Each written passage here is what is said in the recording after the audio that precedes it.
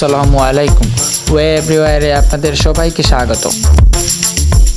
আজ আপনাদের সামনে তুলে ধরব সিলেট শহরে স্থাপিত কাজীর বাজার ব্রিজ, যা আপনারা সেলফি ব্রিজ নামেই চিনেন।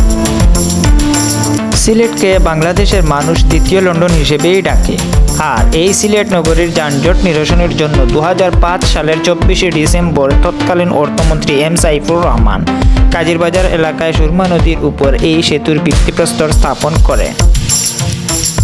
এই সেতুটির দৈর্ঘ্য 391 মিটার ও প্রস্থ 19 মিটার, যা সিলেটবাসীর এক গর্বের ও বিনোদনের প্রতীক।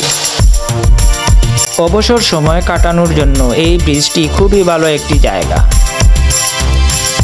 প্রিয়জনের সাথে কিছু আনন্দঘন সময় ভাগাভাগি করে কাটাতে ক্ষণিকের জন্য হারিয়ে যাওয়ার এক মনোরম স্থান। নগরীকে যানজট মুক্ত করার জন্য শেখঘাট এলাকায় সুরমা নদীর উপর নির্মাণ করা হয়েছিল 4 লেন বিশিষ্ট কাজীর বাজার এই ব্রিজটি। এই সেতুটি নির্মাণ করতে 189 কোটি 6 লক্ষ টাকা ব্যয় হয়েছে। 2005 সালে সেতুটির ভিত্তিপ্রস্তর স্থাপিত হলেও পরিকল্পনা ও ডিজাইন ছাড়া কাজ শুরু হওয়ায় কিছুদিন পরেই থেমে যায় সেতুটির নির্মাণ কাজ।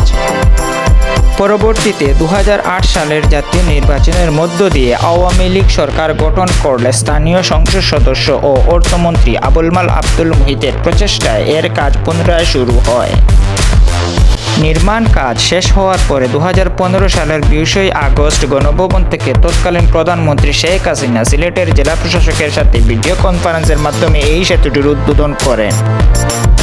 উদ্বোধনের পর থেকেই এই সেতু হয়ে উঠেছে নগরবাসীর নিঃশ্বাস ফেলার উন্মুক্ত একটি স্থান।